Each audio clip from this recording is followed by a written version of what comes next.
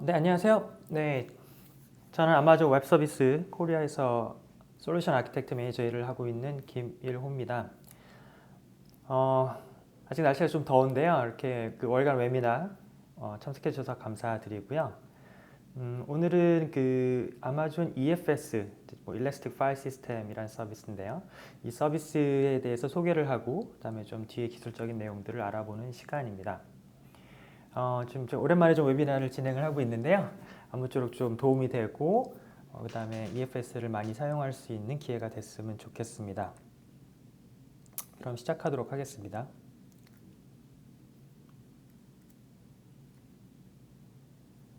일단은 이제 웨비나 시스템에서 강연 중에 얼마든지 이제 질문을 하실 수가 있고요. 그다음에 최대한 이제 되도록 빠르게 답변을 드리도록 하겠습니다.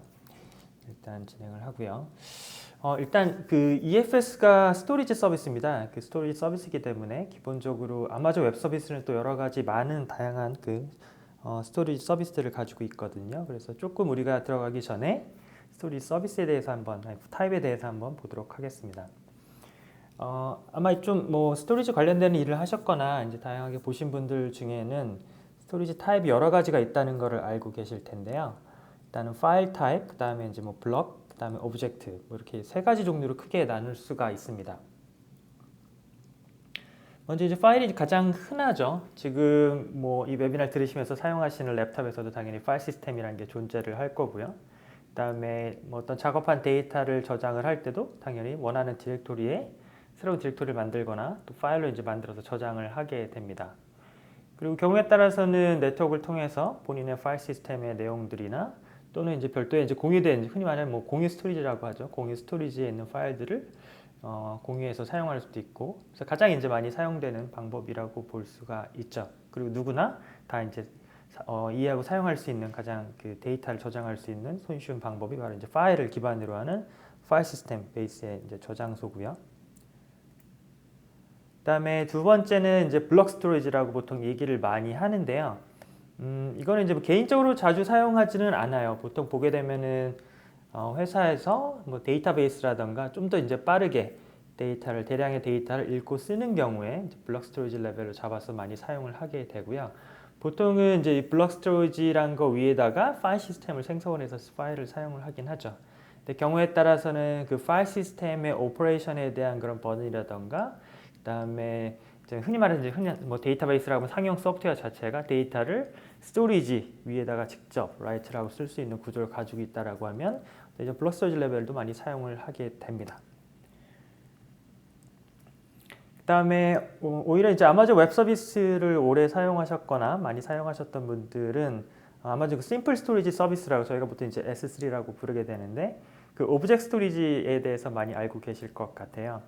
그래서 데이터를 저장할 때 그리고 보통 저희가 파일 시스템에 익숙하기 때문에 파일로 저장을 하게 되는데 오브젝트 스토리지는 그 파일이 이제 오브젝트라는 개념으로 저장이 되게 됩니다. 그래서 사실 스토리지 내에는 실제 파일이 각자 어떤 하이어라키, 디렉토리에 대한 개념을 가지고 있는 구조는 아니고요. 각자 파일 하나가 직접 자기만의 위치를 키 밸류에 이제 키 밸류 형식으로 이제 저장을 하게 되는데 흔히 말해서 이제 S3 같은 경우 이제 도메인으로 저장을 하게 돼요. 그 URL 자체가 어떤 자기 파일에 대한 오브젝트에 대한 전체를 가리키도록 저장이 되게 되고 누구든지 이제 권한이 있으면 그 파일을 액세스할 수 있도록 설정도 할 수 있고요. 이런 오브젝트 스토리지를 사용하는 좋은 이유 중에 하나는 굉장히 확장이 편합니다. 거의 무한대에 가까운 파일을 스토리지에 저장하고 관리할 수 있고 그다음에 그 해당하는 URL을 알게 되고 권한이 있다면 그 파일을 바로 액세스할 수 있기 때문에 웹 서비스 쪽에서 많이 사용할 수 있고 다양한 용도로 지금은 사용을 많이 하고 있죠. 어쨌든 오늘은 그 중심에 있는 이 그림에서 보시는 것처럼 중심에 있는 아마존 일라스틱 파일 시스템을 알아보는 시간이고요. 앞에서 블록 스토리지는 아마존의 이제 EABS라는 서비스도 있고 그다음에 인스턴스를 실행하면 이제 인스턴스에 붙어 있는 흔히 뭐 인스턴스 스토어라고 하고 이피메럴 스토리지라고도 하는데 그런 스토리지도 존재하고요. 그다음에 오브젝트 스토리지는 방금 설명드렸던 아마존 S3 심플 스토리지 서비스 그다음에 아마존 글래시어 그러니까 아카이빙 서비스죠. 그러니까 심플 스토리지에 있는 파일을 장기간 보관할 때 그런 아카이빙 할 때 필요한 서비스가 아마존 글래시어입니다. 일단 세 가지의 스토리지 타입이 있다라고 이해를 하고 다음으로 진행을 하도록 하겠습니다. 실제 파일 스토리지, 파일 시스템 익숙하죠? 저희가 항상 사용하는 방식 중에 하나고요. 그 다음에 기존 운영 시스템에서 보통 대부분 다 파일 시스템을 이용해서 파일을 액세스하는 구조로 되어 있죠. 그리고 또 하나 이제 좋은 점은 권한 관리 같은 것도 가능해요. 그래서 파일에 대한 액세스 권한도 쉽게 관리를 할 수 있고, 그 다음에 필요할 경우에는 또 역시 공유를 해서 다른 사용자하고 파일을 공유해서 사용할 수도 있습니다. 그리고 디렉토리 구조, 하이라키한 구조를 가지고 있기 때문에 사용하는 분들 입장에서는 좀 더 쉽게 빠르게 파일을 액세스할 수 있는 그런 장점이 있고요. 그렇기 때문에 대부분의 많은 저희의 모든 애플리케이션들은 기본적으로 파일 시스템을 베이스로 하고 거기에 파일을 저장하고 읽는 구조로 보통 이제 다 개발이 되어 있습니다. 예를 들어서 이제 랩탑에 새로운 프로그램 설치하고 어떤 작업을 한 다음에 저장을 한다. 그러면 이미 파일 시스템을 인식을 해서 열리고 디렉토리 선택하고 파일 네임을 넣고 저장을 하게 되는 거죠. 그러니까 우리가 익숙한 시스템이기도 하고 대부분의 어플리케이션에서 많이 사용하고 있는 구조가 당연히 이제 파일 스토리지 개념이라고 보시면 됩니다. 여기 보시면 어떤 수치가 나와 있지는 않은데요. 이제 전체적으로 어떤 차이점을 좀 이해할 수 있는 건데요. 스토리지 타입에서 보시게 되면 블록 스토리지 같은 경우는 아까 제가 설명드린 것처럼 어떤 중간에 어떤 특별한 레벨이 필요 없어요. 관리한다거나 하는 레벨이 필요 없기 때문에 직접 액세스가 가능하기 때문에 상당히 이제 레이턴시가 빠르죠. 낮죠. 그 다음에 그 위에 이제 파일 스토리지 같은 경우는 파일에 대한 이제 어떤 레이어가 하나 추가되고 관리에 대한 레이어가 필요하기 때문에 그 다음에 이제 레이턴시를 가지고 있고요. 오브젝트 스토리지는 이제 API를 기반으로 합니다. API를 기본으로 하기 때문에 API에 대한 이제 RESTful 방식의 리퀘스트를 받고 거기에 대한 이제 응답을 주는 구조이기 때문에 상대적으로 이제 레이턴시가 조금 높게 되는 거고요. 하지만 이제 스루풋을 이제 확장성이라는 관점에서 보시게 되면 당연히 패러럴하게 확장할 수 있는 분산할 수 있는 오브젝트 스토리지가 높은 이제 스루풋 성능을 갖게 되는 거죠. 지금 아마존 웹 서비스를 아마 사용해 보신 분들이라면 버추얼 프라이빗 클라우드라고 해서 독립된 네트워크 공간, 그 다음에 여기 이제 에이지라고 되어 있는 거는 저희 흔히 말하는 이제 가용 영역입니다. 그래서 분리되어 있는 데이터 센터 영역이라고 생각을 하시면 되고요. 그 다음에 여기 나와 있는 클라이언트, 그 다음에 파일 서버 같은 경우는 저희가 말하는 EC2 인스턴스, VM이라고 생각하시면 돼요. 그래서 여기서 이제 만약에 우리가 공유 파일 시스템을 하나 구성을 하겠다라고 하면 나와 있는 그림처럼 흔히 말하는 이제 공유 파일 서버를 하나 만드시겠죠. 리눅스를 만드실 수도 있고 윈도우를 만들 수 있겠지만 리눅스를 만들었다고 하면 보통 이제 NFS 서버 구성을 하시게 되는 거고요. 그다음에 파일 서버에는 또 실제 스토리지 데이터 저장할 수 있는 EBS 볼륨을 붙여서 그 EBS 볼륨 위에다가 공유할 수 있는 파일 시스템을 하나 구성을 하시게 될 겁니다. 또 경우에 따라서는 하나의 그 파일 서버 A라는 파일 서버가 문제가 생겼을 때 이제 또 다른 파일 서버가 대응할 수 있도록 이중화라든가 클러스터 구성을 하시게 될 거고요. 그 다음에 만들어진 이제 이 파일 서버에 클라이언트가 접속을 해서 데이터를 읽고 쓰는 구조로 사용을 하게 됩니다. 그래서 직접 만드시게 되면 이제 여기에 있는 파일 서버, 그 다음에 볼륨, 그 위에 파일 시스템 구성, 그 다음에 이제 NFS라면 NFS 서버에 대한 컴퓨레이션 구성, 그 다음에 클라이언트라면 그걸 이제 마운트해서 사용하는 것들, 이런 걸 이용해서 실제 공유 파일 시스템을 구성하실 수도 있어요. 이건 기존의 어떤 데이터 센터라든가 또는 이제 사무실에서 만들었던 방식이랑 크게 다르지가 않습니다. 직접 이제 관리하고 구성해야 되는 부분들이 필요하겠죠. 근데 좀 고민해 볼 필요가 있는 게요.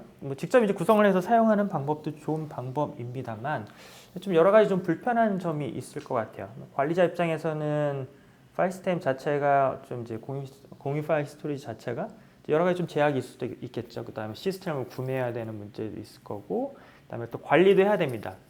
스토리지 만약에 디스크라든가 SSD 문제가 생길 수도 있는 거고, 또 네트워크에 대한 관리도 필요한 거고, 그 다음에 보안 이슈도 생길 수가 있기 때문에 또 관리 구성이 필요하게 되고요.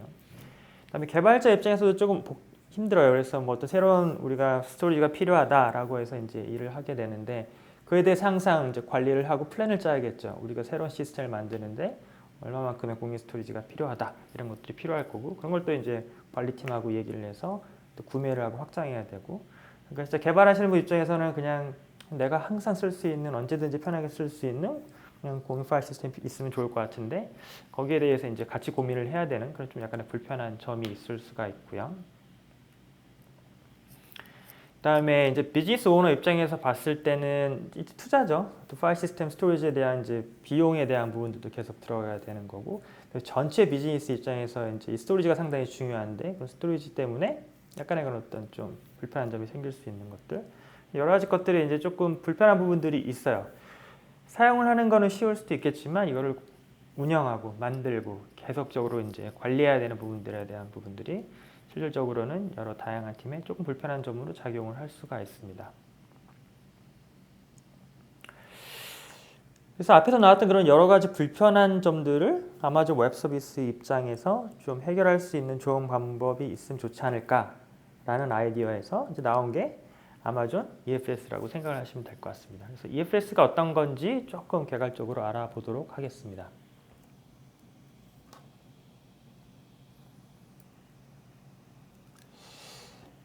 아마 아마존 웹 서비스를 많이 사용하시는 분들은 그 fully managed 서비스, 그 다음에 완전 관리형 서비스 이런 걸 많이 들어보셨을 텐데요. 아마존의 EFS도 완전 관리형 파일 시스템이라고 생각을 하시면 편합니다.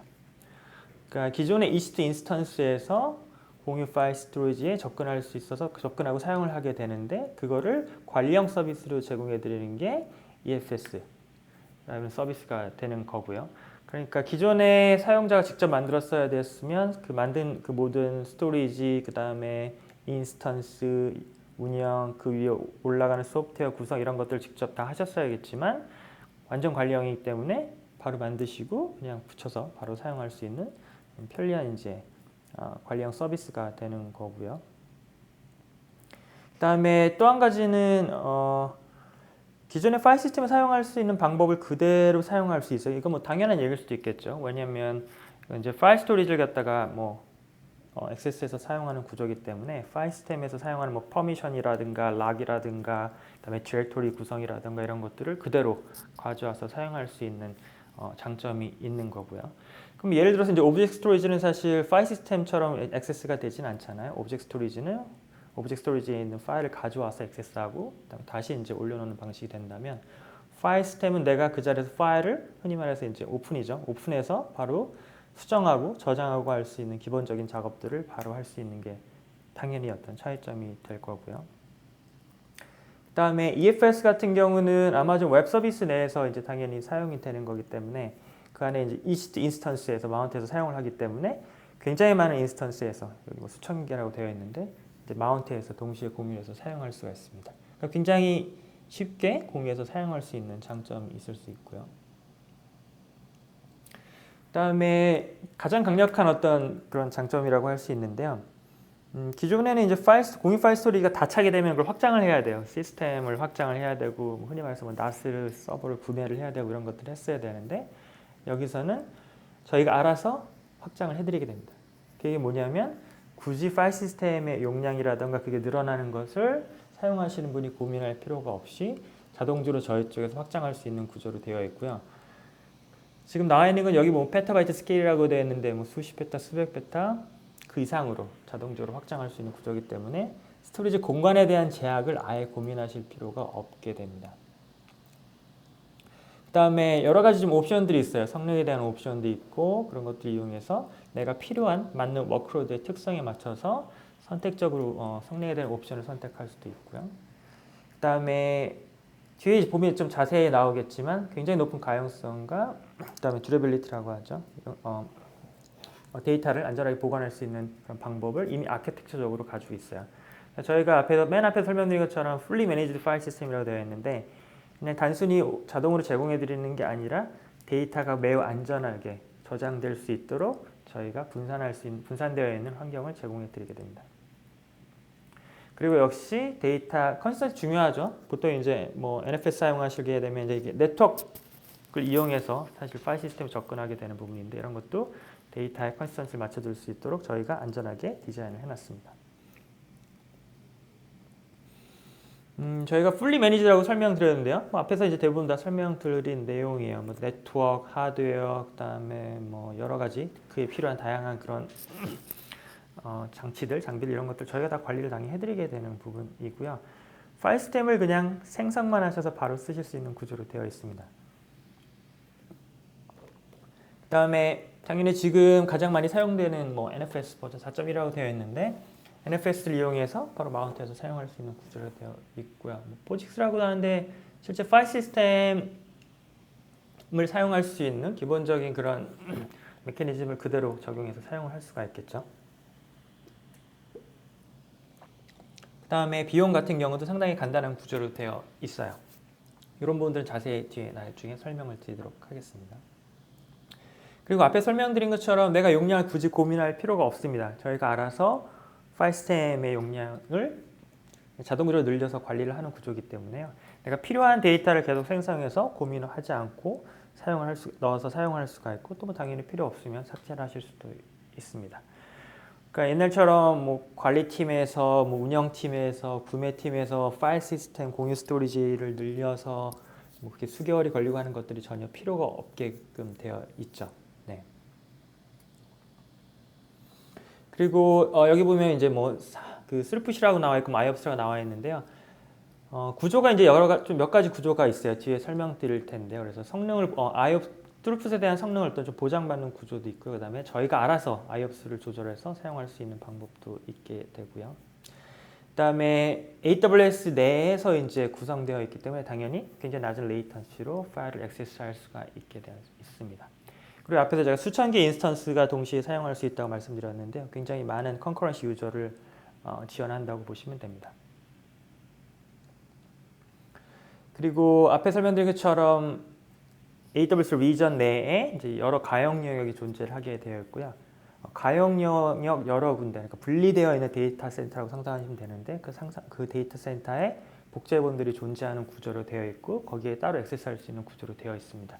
그렇기 때문에 데이터를 굳이 뭐 백업을 한다던가 그 다음에 한쪽 어떤 에이지에 가용 영역에 문제가 생겼을 경우에 다른 에이지에 있는 데이터를 액세스할 수 있기 때문에 직접적으로 데이터를 계속적으로 액세스해서 사용할 수 있는 장점이 있습니다.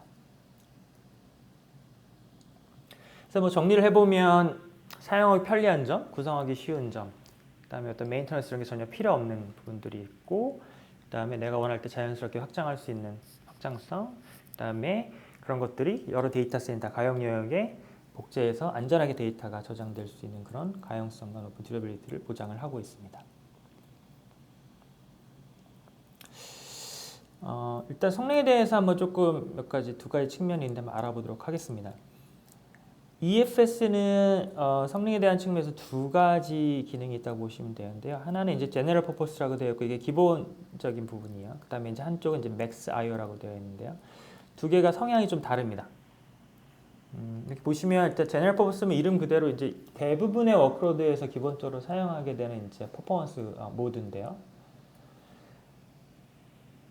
조금 더 그 일반적으로 이제 파일 시스템 사용할 경우에 이제 레이턴시 센시티브라고 하는데 레이턴시가 이제 좀 낮다고 보시면 돼요. 그래서 좀 빠르게 응답이 필요할 경우에는 제너럴 퍼포스 기본 모드를 사용하시게 되는 거고요. 그다음에 오른쪽에서 보시는 이제 맥스 IO라고 하는 거는 말 그대로 전체 throughput, 밴드위스, 그다음에 IOPS, 높은 IOPS를 요할 경우에 선택하는 게 이제 맥스 IO라고 보시면 됩니다. 그래서 액세스하는 어플리케이션이나 서비스들이 굉장히 많다. 그러니까 전체 볼륨, 트래픽에 대한 볼륨이 크다라고 하시면은 맥스 IO를 선택할 수가 있게 되는 거고요. 보통의 일반적인 경우라고 하시면은 제너럴 퍼포스를 사용하시게 됩니다.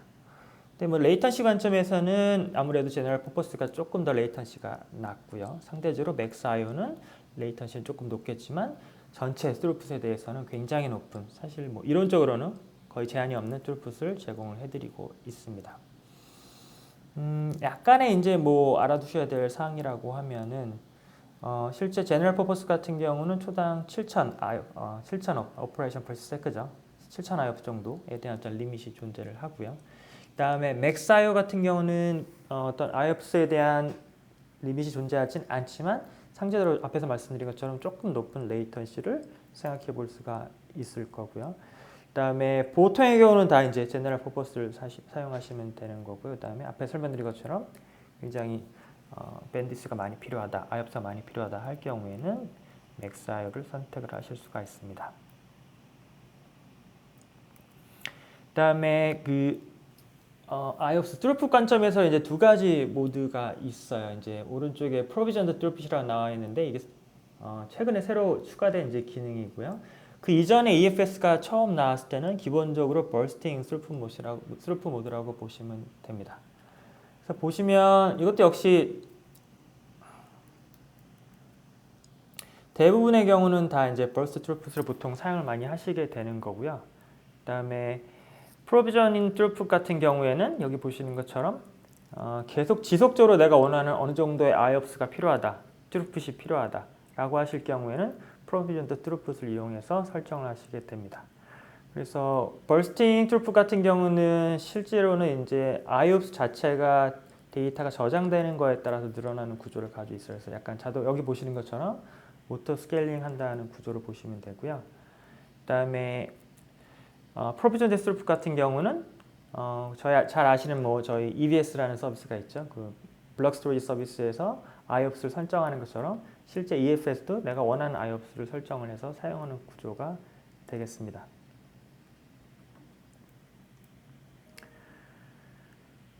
그래서 조금 고민해 볼 필요는 bursting throughput 같은 경우는 어느 정도 데이터가 많이 들어가야 데이터에 맞춰서 throughput이 늘어나는 구조가 되는 거고요. 그 다음에 실제 provision throughput 같은 경우는 데이터의 양하고 또 상관이 없기 때문에 이제 provision된 IOPS에 대한 비용이 조금 더 발생을 하는 구조로 되어 있습니다. 그래서 대부분은 아마 이제 보통 굉장히 파일이 없는데 굉장히 많은 IOPS가 필요하다라는 경우가 아니라면 bursting throughput 모드를 보통 사용하시게 되는 거고요. 그 다음에 우리는 좀 데이터 액세스해야 될 볼륨이 많다. 그 다음에 IOPS가 어느 정도 이상 계속 지원이 됐으면 좋겠다 라고 하시는 경우에는 provisioned throughput을 사용을 하시게 됩니다.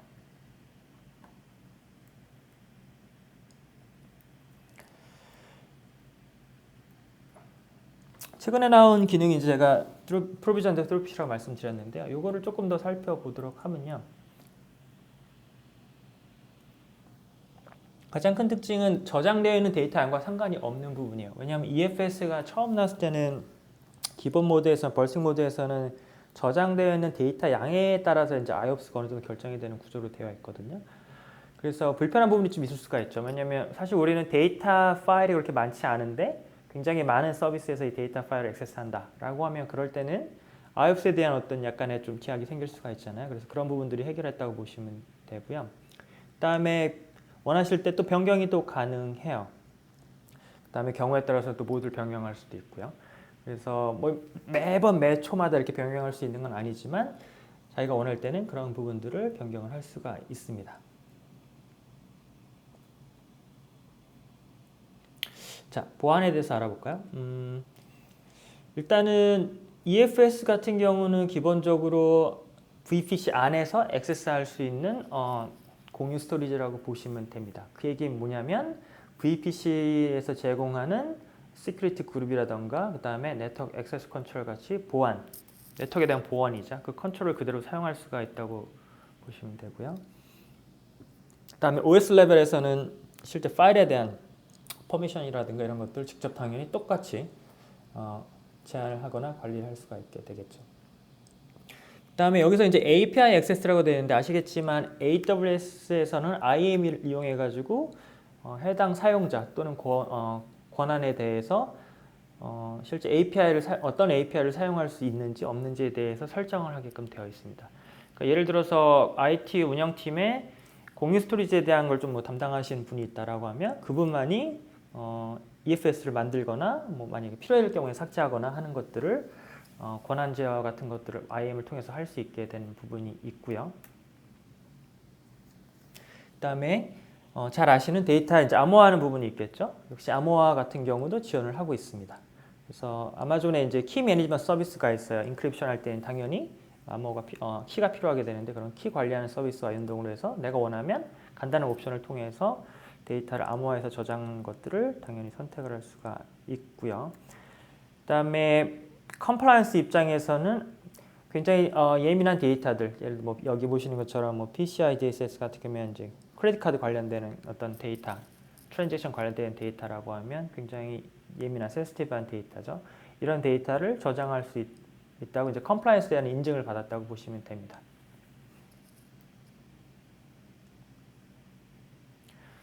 지금 EFS 같은 경우는 여기 나와 있는 리전들에서 실제 지원을 하고 있고요. 이제 밑에 두 번째 보시게 되면은 서울 리전도 지금 EFS를 지원을 하고 있습니다. 그래서 아키텍처를 보면은 가용 영역이부터 이제 최소 3개가 필요하기 때문에 그 주요하게 이제 지원 가능한 리전부터 지원을 하고 있고요. 계속적으로 다른 리전도 지원을 할 계획입니다. 이건 이제 당연한 부분이겠지만 EFS는 생성하고 바로 사용하실 수가 있어요. 그다음에 또 사용한 만큼 당연히 비용을 내는 구조이기 때문에 별도의 어떤 초기에 대한 어떤 비용이 필요 없게 되고요. 그다음에 내가 필요한 비용들이 이제 당연히 모니터링하면서 어느 정도 사용하는지도 체크를 해볼 수가 있게 됩니다. 그래서 비용 구조에서 조금 더 설명을 드리게 되면요. 실제 기본적으로 이제 버스팅 모드 같은 경우에는 여기 보시는 것처럼 버지니아 같은 경우는 0.3불이라고 되어 있는데요. 기가바이트 정도의 파일이 저장되어 있을 때 한 달 정도 사용하면 이제 0.3불에 대한 비용이 들어가게 되는 거고, 기가바이트당 이제 뭐 50K 정도의 초당 어떤 성능 트루풋을 제공을 해주기 때문에 그걸 포함한 가격이라고 보시면 되고요. 근데 저희가 새로 이제 나온 이제 프로비전 트루풋 같은 경우에는 트루풋에 대한 비용이 별도로 추가가 되게 됩니다. 그래서 기존에는 이제 용량에 대해서만 고민하시면 됐었는데 거기에 맞춰서 IOPS, 트루풋은 당연히 이제 증가를 하기 때문에 트루풋 같은 경우는 별도로 비용, 트루풋을 설정을 하기 때문에 거기에 대한 비용이 예를 들어서 뭐 메가bps라고 하면 한 달에 한 6불 정도에 대한 비용이 버지니아 리전 같은 경우에는 청구가 되게 됩니다. 두 개의 차이점만 좀 유의해서 알아보시면 보시면 될 것 같고요. 근데 좀 비용에 대해 조금 더 고민을 해보게 되면요. 만약에 직접 공유 파일 스토리를 구성하시면 실제 그 인스턴스, VM이죠. 인스턴스에 대한 비용도 들어갈 거고, 그다음에 공유 파일 서버에 이제 붙이게 되는 스토리지에 대한 비용도 추가가 되게 됩니다. 그다음에 그 이제 멀티를 만약에 이제 고가용성을 위해서 아키텍처를 구성하셨다고 하면은 에이지 간의 통신에 대한 비용도 생각을 해볼 수 있을 거고요. 그래서 여기 보시는 것처럼 좀 이제 간단히 이제 예를 들어서 그냥 단순히 EFS 500기가 정도를 사용했다 버지니아에서, 그러면 월에 한 150불 정도를 생각해 볼 수가 있는데 비슷한 구성이죠. 여기서 이제 600기가라고 되어 있는데 비슷한 구성을 직접 이스트 인스턴스 그 다음에 EBS 블록 스토리지죠 같이 붙여서 구성을 했을 경우에는 뭐 여기서는 한 540불 정도라고 되어 있는데 훨씬 더 많은 비용이 사용이 되게 됩니다.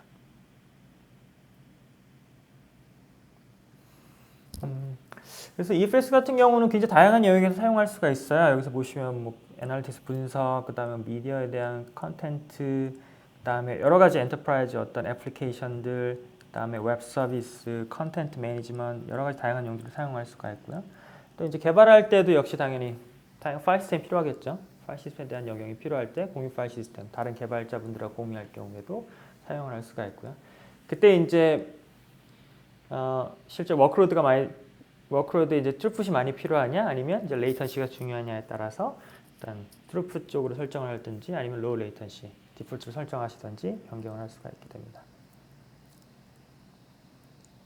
자, 여기까지 이제 개괄적으로 EFS가 어떤 서비스고 어떤 장점이 있고 또 비용적으로도 어떤 장점이 있는지 좀 알아봤다고 하면요. 뒤에는 조금 이제 기술적인 부분들을 보도록 하겠습니다.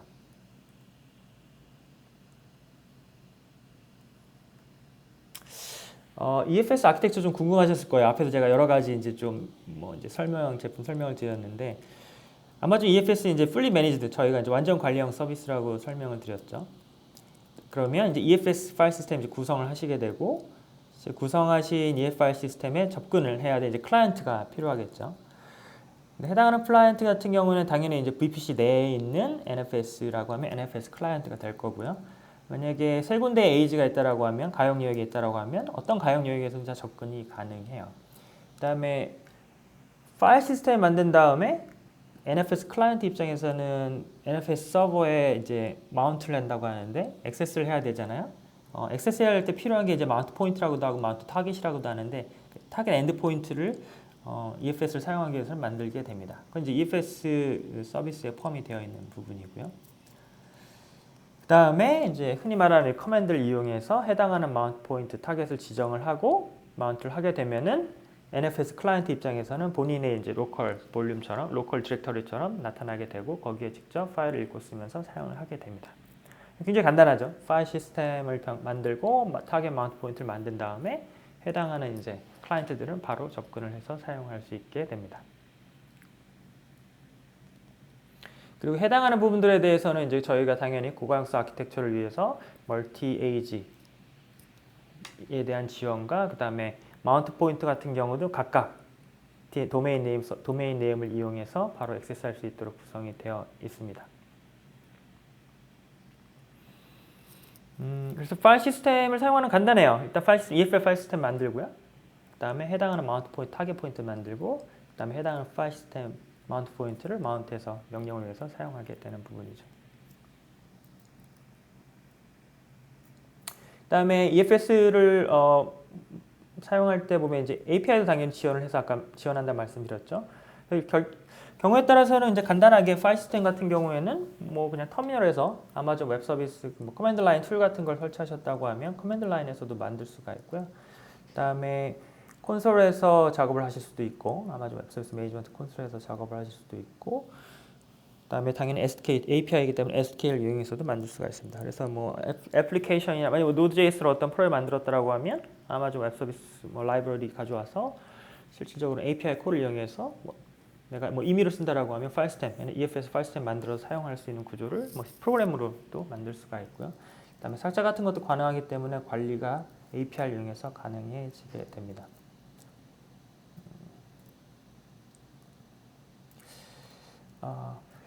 그리고 현재 저 이제 다큐멘테이션에 보면은 대부분의 당연히 이제 리눅스를 지원을 하고 있어요. 근데 기본적으로는 뭐 리눅스 커널 4.0 이상을 추천을 하고요. 그다음에 기본적으로 아마존 리눅스, 그다음에 우분투, 그다음에 여기 나와 있는 레드 엔터프라이즈 리눅스 같은 경우에는 3.1 이상에 대한 버전을 지원하고 있습니다. 제가 여기 밑에 아마존 EFS UT라고 되어 있는데요. 아마존 EFS UT라고 하는 패키지를 제공을 해드리고 있어요. 그래서 앞 위에 있는 이 아마존 웹 서비스가 제공해드리는 이 이미지들에는 이미 탑재가 되어 있고요. 그렇지 않고 다른 이제 리눅스를 사용하시거나 백판을 사용하시거나 다른 버전을 사용하시면은 이 아마존 EFS UT라는 거를 인스톨해서 사용하시게 되면은 좀 더 쉽게 NFS 클라이언트 입장에서는 쉽게 EFS를 마운트해서 사용할 수가 있습니다.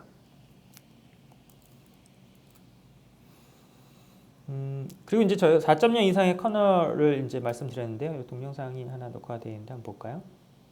위에는 이제 커널 3.14고 밑에는 4.14인데 4점대 이상을 사용해야지만이 굉장히 좀 성능이 훨씬 더 좋습니다.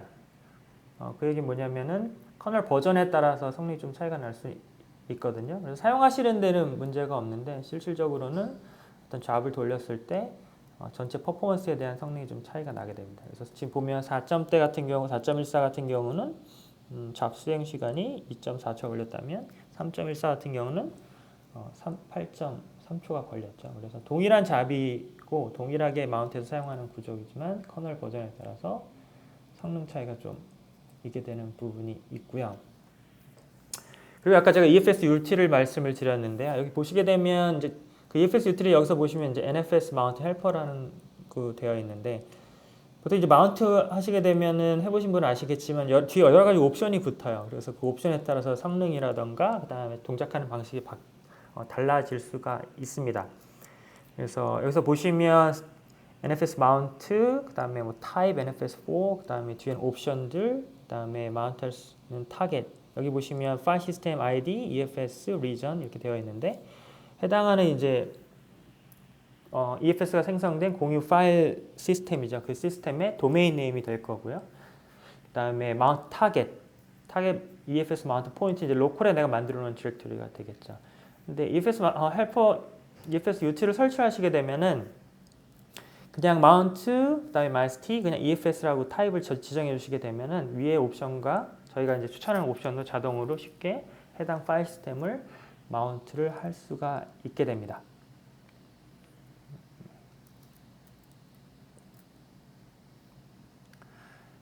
자, 위에는 이제 버전 4.0, 4.1인데요. 이것도 한번 성능 차이를 한번 보시죠.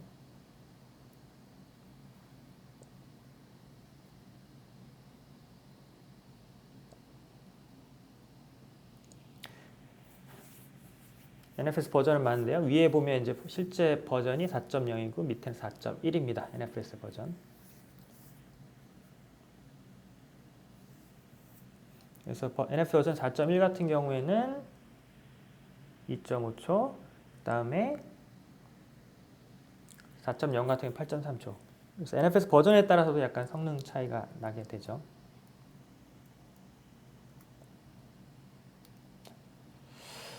그래서 기본적으로는 뭐 버전과 관계없이 일단은 마운트에 사용하는 문제가 없게 되는데요. 진짜 성능의 차이가 있기 때문에 되도록이면 이제 4.1 버전을 사용하시는 게 좋을 거고요. 그다음에 실제 필요한 어플리케이션에서 사용하시는 어플리케이션에서 필요한 성능이 나오는지에 대해서 꼭 테스팅을 하시는 게 필요하게 됩니다. 성능에 대해서 좀 더 보도록 할게요. 기본적으로 NFS, 그러니까 EFS를 사용하신다고 봤을 때는 블럭 사이즈에 대한 영향도 있고요. 그 다음에 전체 스레드, 그러니까 병렬로 처리하는 것에 대한 영향도 크게 됩니다. 그래서 기본적으로는 항상 멀티 트레드로 해당하는 파일 시스템에 접근해야 되는데요. 그러니까 단일 스레드로 파일을 카피하거나 하는 게 아니라 동시에 여러 스레드를 돌려서 파일을 카피하는 게 훨씬 더 빠르다고 보실 수 있고요. 그 다음에 블럭 사이즈도 작은 블럭 사이즈보다는 큰 블럭 사이즈를 사용하시는 게 훨씬 더 빠른 높은 성능을 볼 수가 있습니다. 그래프에서 보시는 것처럼 1메가 사용할 때랑 15메가 사용할 때랑 또는 한 개의 단일 스레드를 사용할 때랑 또 16개 스레드를 사용할 때랑 성능 차이가 굉장히 많이 나게 되죠. 그래서 기억하셔야 될 거는 멀티 스레드를 사용하시는 것과 그 다음에 큰 블럭 사이즈를 사용하시는 것을 기본적으로는 추천을 해 드리고요. 여기서 보시는 것처럼 이건 IOPS 테스트인데요. 간단하게 이제 파일을 쭉 터치하면서 이제 뭐 1000개, 2000개 파일을 만들어 봤을 때 단순한 작업인 것 같지만 싱글 스레드로 돌았을 때, 그다음에 멀티 스레드로 돌았을 때, 그다음에 멀티 스레드도 멀티 디렉토리로 돌았을 때, 여러 디렉토리를 동시에 생성할 때 훨씬 성능이 크게 됩니다. 이걸 좀 더 설명드리면 멀티 스레드를 돌렸다고 해서 멀티 스레드로 이제 단일 디렉토리 안에다 그냥 파일을 쭉 생성하는 거 하고요. 그 다음에 멀티 스레드를 돌리면서 여러 디렉토리에다가 분산해서 파일을 저장하는 거하고 또 성능이 다릅니다. 뭐 이거는 이제 리눅스의 뭐 아이노드 이런 거랑 좀 관련이 있는데, 그래서 되도록이면은 여러 디렉토리에 동시에 분산해서 저장하는 식으로 하면 실질적으로 IOPS 같은 경우는 훨씬 더 많은 IOPS를 사용을 하실 수가 있습니다. 그리고 이제 또 하나 기능 중에 하나가 실제 공유 파일 스토리지를 사용한다는 얘기는 이제 싱크, 파일을 갖다 싱크해야 되는, 복제해야 되는 이제 일이 많거든요. 그래서 지금 EFS 같은 경우는 VPC 안에서 이제 인스턴스들을 액세스하는 것도 지원을 하지만 다이렉트 커넥트를 이용하게 되면은 실제 고객 센터에 있는 데이터 센터에서도 해당하는 EFS를 마운트해서 사용하실 수도 있습니다. 그다음에 블록 스토리지끼리 당연히 뭐 싱크하는 것도 당연히 가능한 거고요. 그래서 EFS 파일 싱크라는 이제 기능이 있는데요. 이 기능은 제가 앞에 설명드린 것처럼 다이렉트 커넥트를 이용해서 해당하는 만약에 데이터 센터에 있는 파일을 뭐 EFS에다가 싱크를 한다던가 이럴 경우에 사용할 수가 있고요. 굉장히 높은 성능으로 해당하는 파일 싱크 기능을 사용을 할 수가 있습니다. 그래서 뭐 복제를 해온다거나 하는 용도로도 사용을 할 수가 있겠죠. 그리고 파일 싱크할 때 당연히 이제 암호화해서 할 수 있는 것도 지원을 하고 있고요.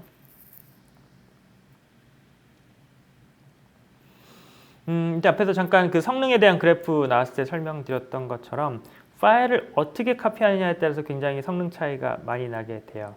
그래서 뭐 옛날에 유닉스나 리눅스의 전통적인 시스템에서 싱크할 때 많이 사용했던 rsync 같은 경우에는 여기서 보실 때는 성능 입장에서는 별로 좋지 않아요. 편리하긴 하겠지만 그래서 뭐 단일 싱글 스레드고 그다음에 데이터도 이제 크게 보내는 게 아니라 작게 보내기 때문에 성능이 많이 떨어지는 부분이 있고요. 그다음 CP는 이제 카피 명령이죠. 카피 명령 같은 경우는 사실 싱글 스레드예요. 근데 이제 rsync보다는 조금 더 빠르다고 볼 수 있고요. 그다음에 FP 싱크라는 게 있는데 이거는 이제 멀티 트레드로 동작하게 됩니다. 카피할 때. 그래서 멀티로 나눠서 카피하는 구조로 되어 있기 때문에 성능이 훨씬 좋고요. 그다음에 잘 아시는 분은 아시겠지만 이제 GNU 패럴이라는 커맨드가 있어요. 그래서 패럴 이용해 가지고 여기서 CP를 카피하는 작업을 패럴을 통해서 아예 멀티 트레드로 쭉 쪼개 가지고 돌리는 구조로 하게끔 하면 훨씬 더 좋은 성능을 낼 수가 있고요. 그다음에 이거 이제 마지막에는 뭐 F 파트라는 것도 있고 CPIO 그다음에 그는 패러렐이라고 되어 있는데 이거는 이제 여러 가지에서 복합적으로 되어 있어요. 그냥 일반 CP 카피보다는 사실 CPIO가 좀 더 성능이 좋죠. 그다음에 그걸 또 패러렐 이용해서 패러렐 프로세싱으로 만드실 수가 있고, 그다음에 F 파트는 아마 찾아보시면 아시겠지만 이런 거랑 비슷해요. 그러니까 뭐 예를 들어서 파일이 100개가 있으면 그거를 이제 여러 개 블럭으로 묶을 수가 있어요. 그래서 세그먼트로 묶어가지고 별도의 이제 뭐 블럭 파일 같은 걸 또 만든 다음에 그거를 나눠가지고 복사할 수 있도록 도와주는 그런 툴이거든요. 그래서 이런 것들을 동시에 사용하시게 되면은 굉장히 높은 카피 성능을 가져올 수가 있습니다. 그래서 이런 것들은 조금 뭐 인터넷 통해서 리서치를 더 해보시면 좋을 것 같습니다. 그래서 앞에 설명드렸던 것처럼 그냥 기본적인 카피나 알싱크 같은 것을 이용하시는 것보다 패러럴하게 작업을 할 수 있고, 그다음에 그걸 갖다가 그룹핑해서 묶어서 복제할 수 있도록 도와주는 툴을 사용하시게 되면은 굉장히 높은 트루풋을 이용해서 빠르게 카피를 하실 수가 있습니다. 그리고 이제 당연히 AWS가 제공해드리는 서비스고요. 그다음에 API로 작업이 가능하기 때문에 해당하는 그런 파일 시스템 만들고 삭제하는 그런 부분들은 다 AWS 클라우드 트레이라는 곳에 로그로 떨어져서 관리가 되게 되고요. 나중에 어떤 뭐 문제가 있거나 그다음에 로그를 그러니까 EFS에 대해서 액세스가 있었던 기록을 찾아보거나 할 때는 이런 로그를 이용해서 찾아볼 수도 있습니다. 그리고 클라우드와즈 매트릭을 이용해서 파일 시스템 자체에 대한 매트릭들을 데이터들을 볼 수가 있어요. 그래서 뭐 여기 보시는 거 데이터 read IO 바이트, write, 그다음에 여기 크레딧 같은 경우는 실제 IOPS를 얼마나 더 많이 사용하고 있는지 이런 것들을 볼 수도 있고요. 그다음에 클라이언트 커넥션 수 이런 것들을 볼 수가 있습니다. 그리고 그 클라우드와치 아시는지 모르겠지만 대시보드라는 기능이 있어요. 그래서 본인이 필요한 그런 매트릭스를 가져다가 대시보드에다가 만든 다음에 한 번에 이렇게 쭉 그래프랑 이런 걸 이용해서 볼 수 있는 모니터링 서비스를 제공해 드리고 있고요. 이걸 쉽게 만들어 드릴 수가 있는데 그건 이제 밑에 보신 URL을 통해서 해당하는 그 파일 시스템의 대시보드를 쉽게 구성하실 수가 있습니다. 그리고 이제 몇 가지 제가 이제 팁이라고 생각하는 걸 좀 넣어놨습니다. 도움이 됐으면 좋겠는데요. 제가 아까 그 버스트 모드라고 말씀드렸잖아요. EFS에. 그래서 파일 데이터의 용량에 따라서 이제 IOPS가 증가하는 구조로 되어 있는데, 예를 들어서 1TB라고 하면 여기 보시는 것처럼 뭐 50메가 정도 초당 성능이 나오고, 버스트를 저희가 지원해드리기 때문에 경우에 따라서는 뭐 최대 이제 뭐 12시간까지 뭐 100메가 2배죠. 이 정도의 버스트 되는 이제 IO 스루풋을 지원을 해드리고요. 데이터 용량이 늘어나면 밑에 보시는 것처럼 그 수치도 이제 늘어나게 됩니다. 물론 이제 버스트에 대한 부분은 조금 차이가 있습니다만 점점점 파일 용량에 따라서 IOPS가 늘어나는 구조로 되어 있으니까 참고를 하시고요. 그다음에 뭐 종종 이제 마운트하다 뭐가 안 됩니다라고 말씀하실 때가 있어요. 뭐 커넥션 타임아웃. 그럼 이제 지금 마운트 타겟 포인트에 지금 액세스가 안 된다고 보시면 돼요. 그러면은 이럴 경우에는 시큐리티 그룹이라던가 그다음에 EC2의 네트워크 컴퓨레이션 같은 것들, ACL 같은 것들을 참조를 해서 내가 접근 가능한지, 시큐리티 그룹 구성에 문제가 없는지 이런 것들을 확인해 보시면 되고요. 그다음에 만약에 EFS에 대한 도메인 룩업이 안 된다 랄 경우에는 VPC의 DHCP 옵션이라든가 DNS에서 이네이블 같은 설정이 이네이블 돼서 내가 도메인 네임만 가지고 액세스를 할 수 있는지에 대해서 체크해 보시면 되고요. 그다음에 가끔 이제 많이 받는 질문 중에 하나가 여러 VPC에서 동시에 접근이 되느냐고 물어보시는데요. 여러 VPC에서 동시에 접근이 되진 않아요. 하지만 만약에 A라는 VPC에서 작업을 하다가 이 EFS 공유 파일 시스템을 B라는 새로운 VPC에서 액세스하려면 해당하는 그 마운트 타겟 포인트를 제거하고 그다음에 새로운 VPC 액세스할 수 있도록 마운트 타겟 포인트를 만들어 드리면 거기서 또 사용을 하실 수가 있습니다. 그리고 현재는 인터넷에서 바로 당연히 액세스되는 구조로 되어 있지는 않고요. VPC 내에 그다음에 그 VPC 내에 생성되어 있는 EC2 인스턴스에서만 접근이 가능합니다. 물론 당연히 보안 설정이 정확히 되어 있을 경우에만요. 정리를 해보면요. 그래서 성능에 대해서는 제너럴 퍼포스에 대한 모드도 있고 그다음에 버스팅에 대한 모드도 있고 그다음에 두 가지로 일단 시작을 하신 다음에 변경할 수도 있기 때문에 두 가지 모드를 설정해서 해볼 수 있고요. 그 다음에 리눅스 같은 경우는 4.0 이상의 커널을 사용해야지 높은 성능을 볼 수가 있고요. 그 다음에 EFS 마운트 헬퍼가 설치되어 있으면 그대로 사용하시면 되고 없을 경우에는 다운로드 받아서 설치를 하시면 좀 더 쉽게 마운트 명령을 사용하실 수가 있고요. NFS 버전 4.2를 이상을 사용하실 권장을 드립니다. 다음에 패러럴 작업을 해서 되도록이면 전체 트루풋을 활용할 수 있게끔 액세스를 해야지만이 굉장히 빠르게 많은 양의 데이터를 넣고 쓸 수 있을 수 있는 구조로 되어 있고요. 여러 인스턴스에서 마운트해서 다양히 사용할 수 있고 기본적인 파일 시스템 그대로 사용할 수가 있고 그 다음에 클라우드 와치를 이용해서 여러 모니터링 매트릭스를 활용해서 성능이라던가 IOPS를 보실 수도 있습니다. 이제 거의 마지막인데요. EFS 서비스에 대해서 궁금하신 부분들은 저희 홈페이지에 가시면 다양한 그 문서라든가 그 다음에 블로그 글들 같은 게 링크가 되어 있어요. 그 다음에 튜토리얼 링크도 있고요. 확인해 보시고요. 그 다음에 직접 한번 좀 여러 가지 테스트를 해보고 싶다 라고 하시는 분들은 굉장히 잘 만들어져 있는 튜토리얼이 있습니다. 그래서 GitHub에 가셔가지고 EFS 튜토리얼 검색하시게 되면은 자동적으로 클라우드 포메이션을 이용해서 EFS 환경도 만들어 드리고요. 그 안에 성능 테스트 할 수 있는 여러 가지 툴들도 설치가 되어 있어요. 클라이언트에. 그러면 그걸 이용해서 어떤 성능이 나오는지도 직접 테스트를 해보실 수가 있습니다. 네. 다시 한번 오늘 그 아마존 EFS 웨비나에 참석해 주셔서 감사드리고요. 아무쪼록 그 아마존 EFS 서비스를 잘 활용하시고 쉽게 사용하시는 데 도움이 됐으면 좋겠습니다.